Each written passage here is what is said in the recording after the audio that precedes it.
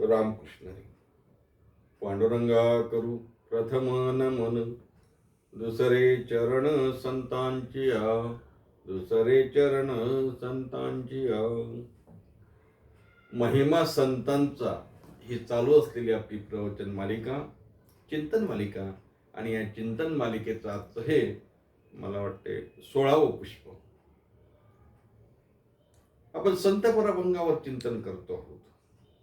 महिमा संतांचा सांगत असताना संतांच्या शब्दामध्ये संतांचा महिमा आपण वर्णन करतो. आणि या महिमा वर्णन करण्यासाठी संत प्रकरणातला अभंग आज आपण जो निवडला आहे तो आपल्या समोर ठेवतो आणि मग चिंतनाला सुरुवात करतो. काय अभंग? अर्थातच तुकोबारायांचा अभंग आहे. सुख वाटे हेची ठाई बहुपायी संतांच्या, बहुपायी संतांच्या, बहुपायी संतांच्या. सुख वाटेची ठाई, सुख वाटेची ठाई बहुपायी संतांच्या, बहुपायी संतांच्या. मनऊनी केला वास, मनऊनी केला वास. नाही नाश तै ठाई, नाही नाश तै ठाई. न करवे हाली चाली, न करवे हाली चाली. निवारली चिंता आहे, निवारली चिंता आहे. मनऊनी केला वास, मनऊनी केला वास.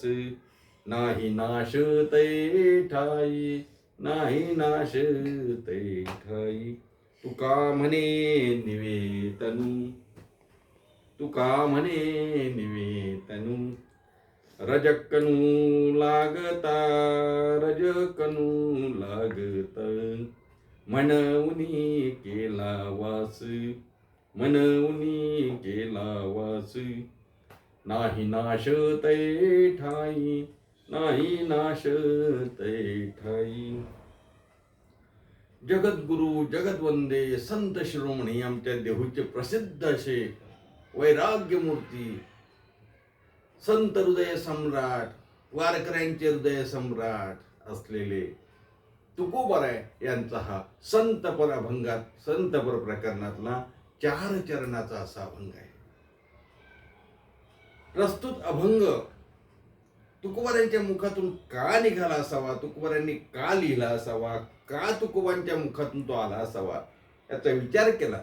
आता हे बघा, तुकोबारायांनी हा अभंग का लिहिला, का सांगितला, का म्हटला, तुकोबारायांना का म्हणावा वाटला याचा अंदाज आपल्याला घेता येणं शक्य नाही.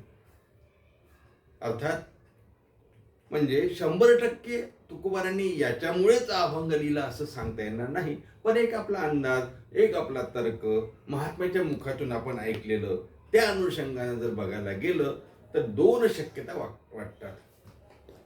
एक तर कोणीतरी साधक, कोणीतरी भाविक, कोणीतरी भगवत भक्त, कोणीतरी भगवंताला मानणारा, कोणीतरी धार्मिक, कोणीतरी भाविक तुकोबारायांकडे गेला असावा आणि तुकोबारायांना म्हटलं असावं, तुकोबाराय तुम्ही संतांच्या संगतीत राहण्याचं काय कारण आहे.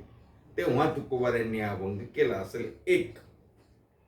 किंवा दुसरं कारण असू शकते.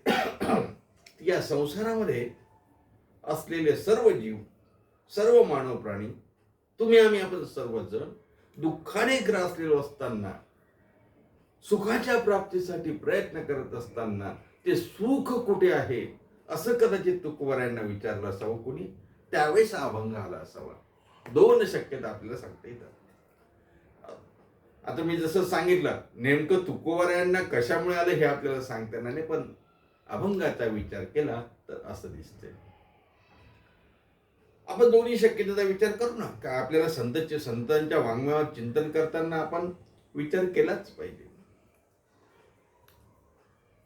पहिला विचार नंतर करू. दुसरा विचार जो मी सांगितला की या प्रपंचामध्ये रमलेला, प्रपंचामध्ये थकलेला, प्रपंचामध्ये भागलेला, प्रपंचामध्ये शिनलेला, प्रपंचामध्ये दमलेला तुमच्या आमच्यासारखा कोणीतरी गेला असावा आणि तुकोबारायांना म्हटलं असावं, तुकोबाराय ओ काय या प्रपंच, किती दुःख आहे या प्रपंचामध्ये, किती दुःख आहे या संसारामध्ये, सुख कुठे आहे ते सुख नाहीच. तुकोबारायांनी म्हटलं असावं, अरे वेड्या का सुख दुःखाचा विचार करतोस, काय झालं म्हणे, आम्हाला सुखच दिसत नाही संसारामध्ये. मग तुकोबाराय म्हणतात, मी तर सांगितलं ना फरकट होतो संसार, संसारात सुख नाही, संसार दुःख मूळ वगैरे मी बरेचदा बोललो ना रे. हो हो ते बरोबर आहे, म्हणजे मग सुख नाहीच का. तुकोबाराय म्हणतात सुख आहे पण ते खूप कमी आहे. सुख पाहता जवा पाडे दुःख पर्वत एवढे. अनेक संतांनी सांगितलं सुख केवढं आहे, आणि अर्थात सुखापेक्षा दुःखाचाच विचार जास्त संसारामध्ये आहे. परंतु दुःख आहे, पण दुःख कोणाला पाहिजे का. मज लागी दुःख व्हावे, मला दुःख मिळावं असं कोणी सांग. आता मला सांगा, ऐकणाऱ्या मंडळींना मी विचारतो, का हो कोणाला दुःख पाहिजे का. कोणालाच दुःख नको. बरं सुख, सुखासाठी तर धडपड चालू आहे. दिवसा उठल्यापासून तर रात्री झोपेपर्यंत आम्हाला सुखासाठी आमची धडपड आहे. तळमळ तळमळ, मळमळ मळमळ, वळवळ वळवळ, सर्व सुखासाठीच आहे महाराज. सुख मिळावं, प्रत्येकाला असं वाटते सुख मिळावं, म्हणून सुखासाठी तो धडपड करतो. तुम्हाला सांगू का, चार दृष्टीने जर विचार केला तरी सुख मिळेल कुठं. एक तर जीवाने, जीवाजवळ जाऊन हे सुख मिळेल का. मी जीव आहे, तुम्ही जीव आहात, नाही का. माणसाने माणसाजवळ गेलं तर सुख मिळेल का. अहो कबीर महाराज म्हणतात ना, जो देखे सो दुखिया बाबा, सुखिया कोई नहीं रे. जो देखे सो दुखिया, जो पाहाल तो दुःखी आहे संसारामध्ये. वरून जरी चांगला दिसत असला ना तरी समोर गेला आणि कसे काय निवांत म्हणतो, काय मस्त आनंदात आहे म्हणतो, पण असतो का त्याचं त्याला माहिती. श्रीमंत असला म्हणून सुखी आहे का, ज्ञानी असला म्हणून सुखी आहे का, मोठा अधिकारी असला म्हणून सुखी आहे का, उद्योगपती असला म्हणून सुखी आहे का, राजकारणी असला, मोठ्या मंत्रिपदावर असला म्हणून सुखी आहे का, नाही ना. जो देखे सो दुखी आहे बाबा. मग जीव जर प्रत्येक ठिकाणी हा परिपूर्ण सुखी नाही तर एका जीवाने दुसऱ्या जीवाला शरण जाऊन त्याला सुख विचारून चालेल का, नाही. म्हणजे जीवाने जीवापासून सुखाची अपेक्षा करू नये, झालं एक. दोन नंबर, मग जीवाने संसाराला जावं, प्रपंचामध्ये जावं आणि प्रपंचामध्ये सुख शोधावं. आहे का हो प्रपंचात सुख. प्रपंची जरी सुख जोडे, का हो प्रपंचात जर सुख मिळालं असतं तर ते काय वेडे झाले. ते काय म्हणतात ते ऋषी मुनी महात्मे राज्य सोडून गेले, ते काय वेडे झाले. महाराज काय सांगावं, ज्यांच्या राज्यामध्ये 18 भार वनस्पती, 18 भार वनस्पती फळे फुले उळती, नाही का. नदी त्या पोखरणी गंगा नदी, गंगा नदी आहे, जमुना नदी आहे, सिंधू नदी आहे, गोदावरी आहे, 18 भार वनस्पती आहे, सुजलम सुफलम सर्व संपत्ती आहे महाराज. राज्य आहे, बायको चांगली आहे, ज्या घरी कुलस्त्रिया राज्य राणीवर संपत्ती. बायको नुसतं दिसायलाच चांगली नाही, स्वभावाने चांगली आहे, सत्वशील आहे, राणी आहे महाराज. ज्या घरी कुलस्त्री, कुलवान आहे, शीलवान आहे, नुसतं सौंदर्यवान नाही, कुलवानही आहे, शीलवानही आहे, सौंदर्यवानही आहे, तरी मात्र ज्या घरी कुलस्त्रिया राज्य राणीवर संपत्ती, ते सुख सोडून या कासया योग सेवती परंदे मदान सासू. मदालसा प्रकरणामध्ये बघा, आपणही मदालसावर चिंतन केलंय बरं का. मला वाटते 15-20 भाग आपण केले नाही मदालसावरती. आपल्या चॅनलवरती जा आणि मदालसामध्ये बघा. मदालसा 1 पासून मला वाटतं किती, आता मला आठवत नाही, पण 15-20 भाग नक्कीच आपण मदालसावर केले. गोड चिंतन आहे. मला मी का सांगतो, संसारामध्ये सुख असतं तर हे सोडून गेले असते का? बरं, तुमच्या आमच्यासारखे ठीक आहे हो. रोजचं तर आकांत तांडव, रोजचा तमाशा, रोजचं बोलणं, रोजचं मानसिक त्रास, ठीक आहे. पण ज्यांच्या घरी सर्व आहे, 18-12 वनस्पती, फळे फुले ओळती, ज्यांच्या राज्यामध्ये गंगा नदी सारख्या नदी आहे, सुजलम सुफलम सर्व आहे, बायको चांगली आहे, मुलं चांगली आहे, कुलवान आहे, संपत्ती आहे, तरी सोडून गेले. ते सुख सोडून या राज्य सोडून गेले महाराज. ते काय वेडे झाले? याचाच अर्थ संसारामध्ये सुख नाही, जीवाकडे सुख नाही का हो?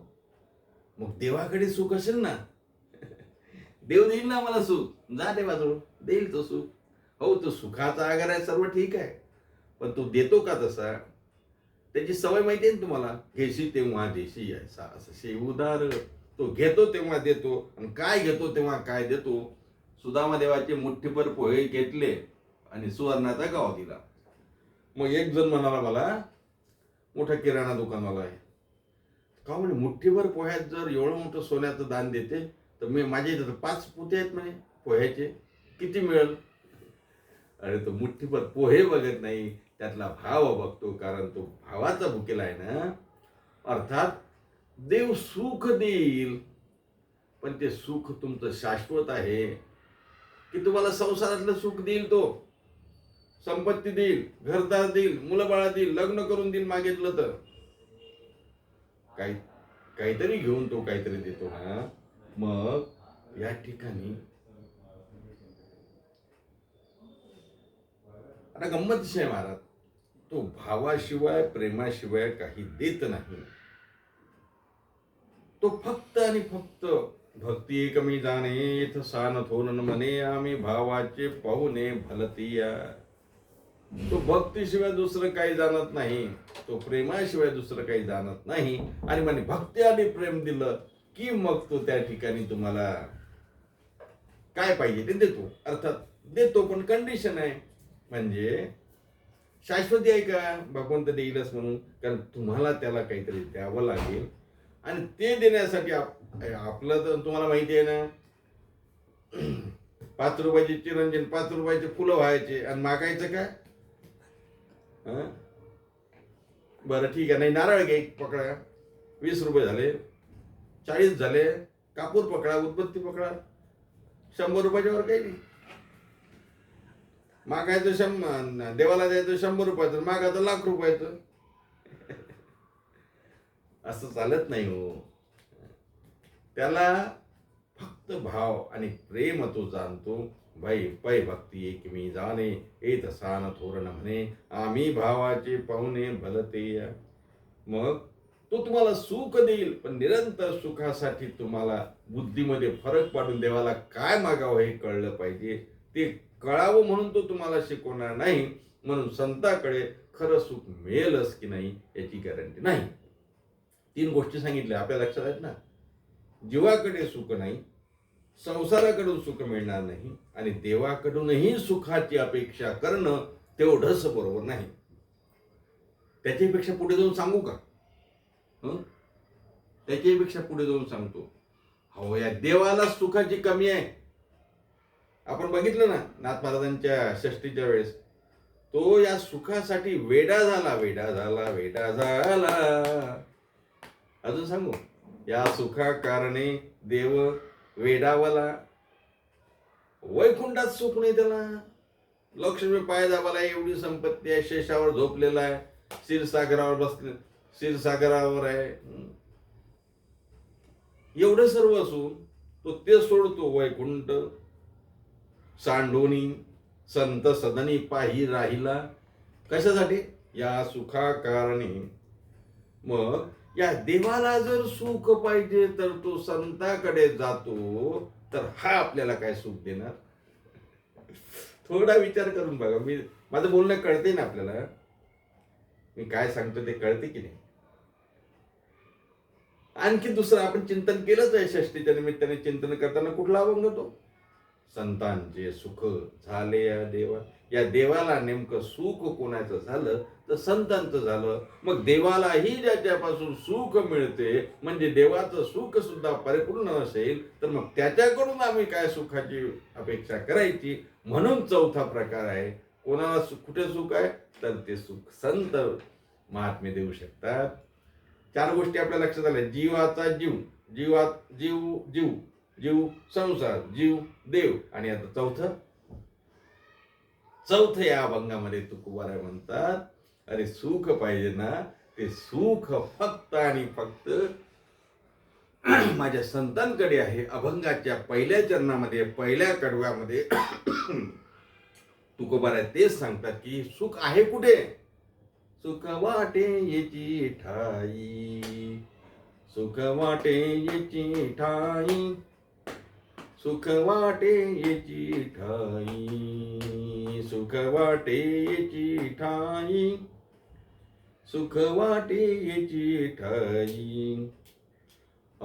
बहुपायी संतांच्या, बहुपायी संतांच्या, मनऊनी केला वास, मनऊनी केला वास, मनऊनी केला वास, मनऊनी केला वास. सुख वाटे याची ठाई, बहुपायी संतांच्या. तुकोबाराय म्हणतात याच ठिकाणी सुख वाटते. कुठल्या ठिकाणी सुख वाटते महाराज? सुख वाटे याची ठाई, याच ठिकाणी मला सुख वाटते. कुठल्या ठिकाणी? तुकोबाराय म्हणतात बहु पायी संतांच्या, संतांच्या पायाच्या ठिकाणी मला सुख वाटते. का हो तुकोबाराय? तुम्हाला कुठेच सुख जगतामध्ये दिसलं नाही. सर्व जगत तुम्हाला दुःखमय, दुःखद वाटलं. सुखाचा विचार नाही कुठे असं तुम्ही म्हणता. आणि ते सुख तुम्हाला नेमकं मिळालं? तुकोबाराय तर मिळालं. अहो आहे ना ते, पण कुठे आहे? सुख वाटे याची ठाई, याच ठिकाणी सुख आहे. बरं महाराज, या ठिकाणी म्हणजे नेमकं कुठं? महाराजांनी सांगितलं पायी संतांच्या, संतांच्या पायाच्या ठिकाणी, संतांच्या चरणाच्या ठिकाणी सुख आहे. म्हणून तर आम्ही नेहमी म्हणतो संतांची पायी हा माझा विश्वास, किंवा श्री संतांची माथा चरणावरी. का माथा चरणावरती आहे? कारण त्यांच्या चरणाशी सुख आहे. आपण अनेकदा चरण बघून घेतले, कडवे बघितले, प्रमाण बघितले. आपल्याला माहित आहे सर्व सुखे आजी येथीची ओली, संतांची देखील चरणांबुजे. आहे की नाही? म्हणजे सुख आहे कुठं? संतांच्या पायाच्या ठिकाणी सुख आहे. तुकोबाराय तर म्हणतात, आणि अनेक सर्व संत सांगतात महाराज, आमच्या सर्व जन्माचा शीन गेला केव्हा? अनंत जन्माचा शीन गेला. नाही का? का हो? कशाने जातो? संतांची भेट झाल्यानंतर, संतांचे चरण बघितले, संतांच्या चरणाचा त्या ठिकाणी वास करायला गेलो की काय होतं? महाराज म्हणतात पाप ताप दैन्य जाय उठा उठी. त्यापेक्षा पुढचं चरण सांगतो, त्रिविध तापाची झाली बोळवण, त्रिविध तापाची झाली बोळवण, देखिल्या चरण वैष्णवांची, देखिल्या चरण वैष्णवांची. त्रिविध तापाची झाली बोळवण, देखिल्या चरण वैष्णवांची. ज्यांचे चरण बघितले की त्रिविध ताप निघून जातात. आदिदैविक, आदिभौतिक, आध्यात्मिक तिन्ही ताप ज्यांच्या दर्शनाने निघून जातात. ज्यांच्या दर्शनाने महाराज जगाचा नाथ परमात्मा आपल्याला साक्षात भेटतो. महाराज म्हणतात ना, पद्मनाभ जोडला, पद्मनाभ जोडला, पद्मनाभ जोडला. कशाने? संत दर्शनी हा लाभ, संत दर्शनी हा लाभ, पद्मनाभ जोडला. संतांच्या दर्शनाने पद्मनाभ जर जोडत असेल, देव जर भेटत असेल, तर देव हे सुख आहे ना.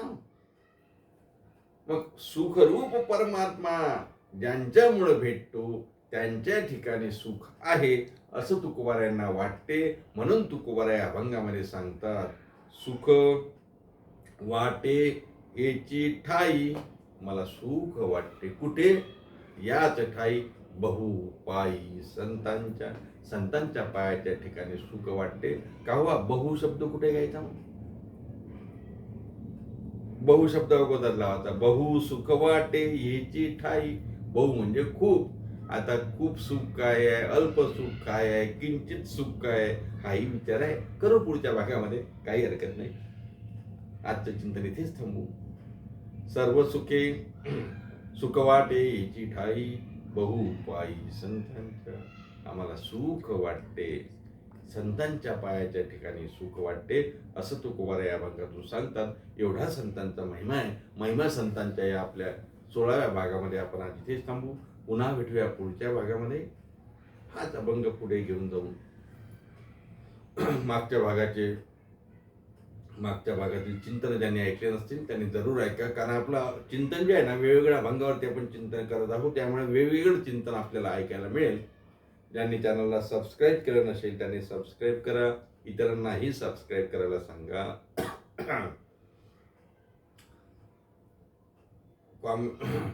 लाईक करा, कॉमेंट करा, शेअर करा आणि ऐका, मात्र जरूर ऐका.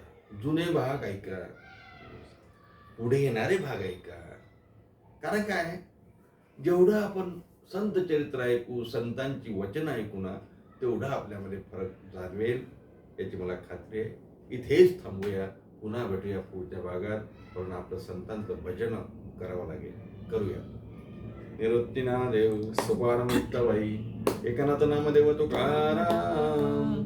निवृत्ती नामदेव सोपान मुक्ताबाई, एकनाथ नामदेव तुकाराम. निवृत्ती नामदेव सोपान मुक्ताबाई, एकनाथ नामदेव तुकाराम. निवृत्ती नामदेव सोपान मुक्ताबाई, एकनाथ नामदेव तुकाराम. एकनाथ नामदेव तुकाराम. एकनाथ नामदेव तुकाराम. निवृत्ती नामदेव सोपान मुक्ताबाई, एकनाथ नामदेव तुकाराम. निवृत्ती नामदेव सोपान मुक्ताबाई, एकनाथ नामदेव तुकाराम. पुंडलिक वरधर विठ्ठल श्री नामदेव तुकाराम. दत्त जनार्दन श्री एकनाथ माऊली ज्ञानेश्वर महाराज की, जगद्गुरु तुकाराम महाराज की, शांती ब्रह्म श्री संत एकनाथ महाराज की जय.